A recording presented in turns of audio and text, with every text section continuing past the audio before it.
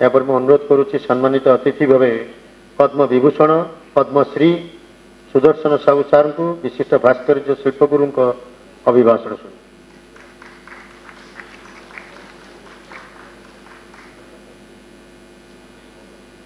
जय जगन्नाथ। मु जने स्थापत्य शिल्पी पत्थर मूर्ति निर्माण मोर कार्य किंतु दूरदर्शी पत्रिका मझे मझे मु देखे निर्भीक भाव में दूरदर्शी तार यात्रा 17 वर्ष शेष करने को जाऊँगी। तेणु मु अभिनंदन करुच्ची मंचासीन समस्त सुधीवृंद को मोर यथामान्य आ मंच तले थिबा समस्त सुधीवृंद को मोर यथामान्य।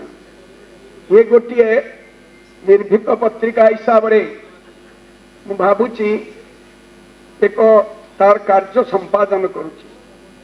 यही संपादन कार्यटी बहु कष्ट बहु समय रे सरकार कौन जदि असुविधा होगा ताको प्रचार कले तार असुविधा से भोगवा को पड़े किंतु दूरदर्शी गोटे पत्रिका से सब बड़े सत्य को अनुसंधान करी ताकू जनसाधारण रे व्यक्त करे।